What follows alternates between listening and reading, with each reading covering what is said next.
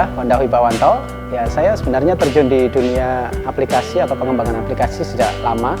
Saya tahun 2006 itu bekerja untuk perusahaan di luar negeri. Waktu itu di Dubai, di Emirat. Jadi jauh sebelum jadi dosen itu saya bekerja di beberapa industri pengembangan aplikasi sebagai programmer.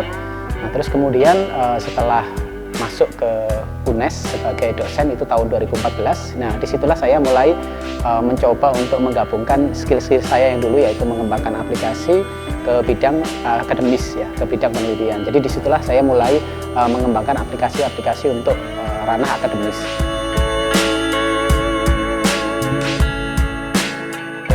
Sejarahnya cukup panjang sebenarnya. Pertama kerja di di luar negeri waktu itu setelah lulus kuliah.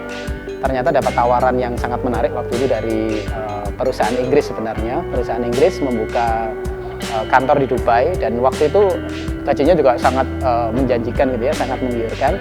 Namun demikian di tahun 2009 itu saya ingin pulang sebenarnya ke Indonesia, ingin mencoba mengembangkan dunia industri itu sendiri ya, industri aplikasi itu sendiri.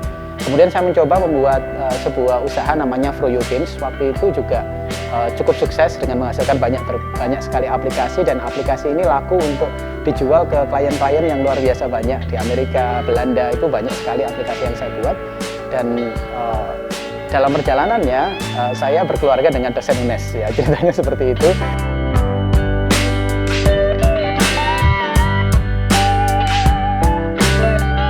Ketika ditawari, awalnya sangat berbeda jauh karena dari industri ke akademisi perbedaannya sangat luar biasa berbeda.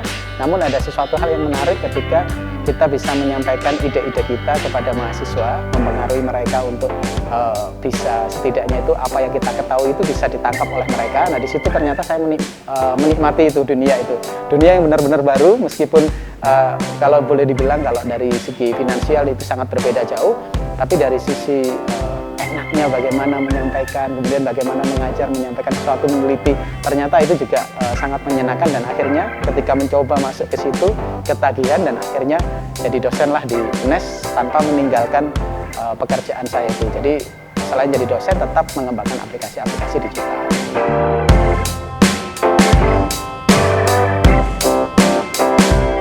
Saya istilahnya itu meremehkan istri saya. Waktu itu istri saya dosen juga. Saya bilang seperti ini, Anda bekerja selama 1 tahun penuh itu berdiri dari pagi sampai sore. Kalau dari sisi gaji itu nggak ada gaji saya sebulan misalkan seperti itu ya. Ya istilahnya ngejek seperti itu. Tapi ternyata esensinya bukan itu. Esensinya adalah ketika kita bisa berbagi dengan teman-teman yang lain, justru kepuasannya ada di sana. Dan di sanalah hal-hal yang bisa lebih istilahnya lebih keren daripada sekedar gaji yang istilahnya menggiurkan gitu. Nah, di situ saya bisa menemukan kayak dunia yang lebih enak. Kita bisa sharing ke teman-teman, kita bisa istilahnya ngobrol tentang aplikasi, bagaimana aplikasi itu harus dibuat, sampai melihat karya-karya mahasiswa yang berhasil membuat aplikasi dari kelas itu ya, dari perkuliahan, terus kemudian mereka bisa mengembangkan aplikasi. Itu kebanggaannya malah lebih tinggi daripada sekedar kalau saya membuat aplikasi sendiri. Nah, di situ kuncinya yang membuat pengembangan aplikasi menjadi lebih menyenangkan. Orang Indonesia daya saingnya sangat tinggi, dan daya saingnya itu ketika kita ke sana saja ya, ketika waktu itu ke luar negeri bertemu dengan programmer dari Rusia, dari Armenia, dari Inggris, kita nggak kalah kok gitu ya. Skill kita itu bahkan jauh di atas rata-rata karena kita memiliki satu hal yang tidak dimiliki oleh mereka. Pengetahuan kita terhadap banyak hal itu bagus sekali gitu ya. Kalau orang luar itu kan spesifik A ya A gitu. Kalau kita fisika ya bisa, matematika bisa, geografi bisa, karena pelajaran SD sampai SMA yang beragam itu justru menambah pengalaman kita. Dan itu menjadi titik keunggulan kita sebenarnya ketika kita berhadapan dengan orang-orang di luar negeri. Kita punya skill yang unggul, satu skill, misalkan memprograman, tapi kita didukung dengan skill-skill yang lain. Misalkan seninya juga dapat, terus kemudian ilustrasinya dapat, pengetahuan umumnya dapat, pengetahuan alamnya dapat. Dalam titik tertentu kita jadi unggul terhadap mereka. Setidaknya kita bisa bersaing lah dengan orang-orang luar. Waktu itu penelitian pertama saya tentang game pertanian organik ya. tapi hanya pengembangan aset visualnya karena sesuai dengan bidang saya kan desain komunikasi visual kan gambar ya.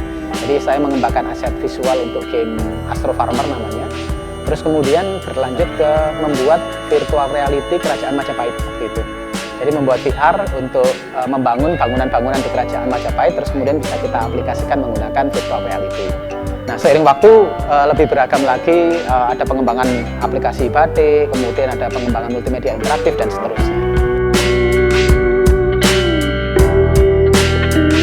Dulu ketika saya membuat game, itu kebanggaannya ketika gamenya dimainkan orang dan orang itu mengomentari game itu. Gitu ya. Jadi ketika orang itu senang terus kemudian berkomentar, saling adu argumen tentang game ini, bahkan ada yang membuat walkthrough, bahkan dulu pernah diulas oleh PDPU. Kalau tahu PDPU tentang itu pernah salah satu gamenya diulas itu bangga banget karena wah, gameku ternyata diapresiasi oleh orang gitu ya. Nah, tapi ketika masuk ke dunia akademisi, ketika hasil riset kita itu ternyata dimanfaatkan oleh akademisi, itu artinya bahwa riset kita tidak berakhir sampai di laporan saja, tapi ada keberlanjutannya, ada kebermanfaatannya.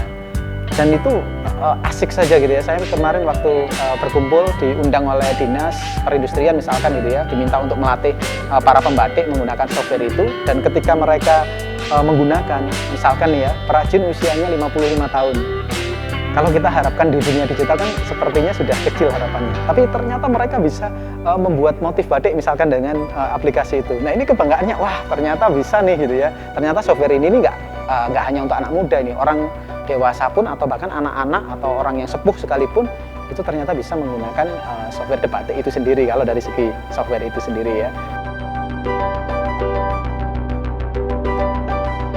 Masing-masing penelitian itu punya ceritanya sendiri-sendiri lah ya.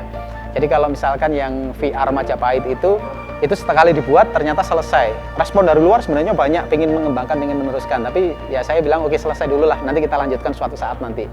Tapi yang penelitian tentang batik, yang membuat motif batik itu mulai tahun 2017 sampai sekarang masih berlanjut. Ya, karena 2017 itu saya membuat software untuk membuat batik, namanya The Batik itu. Dan software ini mengalami penyempurnaan terus. Ya. Dan ternyata uniknya software ini akhirnya dipakai oleh banyak perajin tradisional. Jadi ya, perajin tradisional yang notabene biasanya itu nggak ngerti digital ya, kalau dikasih komputer grafis itu sulit, ternyata mereka bisa mengoperasikan software ini dengan mudah, pakai Android, pakai sentuhan tangan, dan bisa menghasilkan motif batik dalam waktu yang singkat, kualitasnya juga bagus, dan sudah banyak yang pakai, dan memang benar-benar bisa membuat motif batik pakai itu.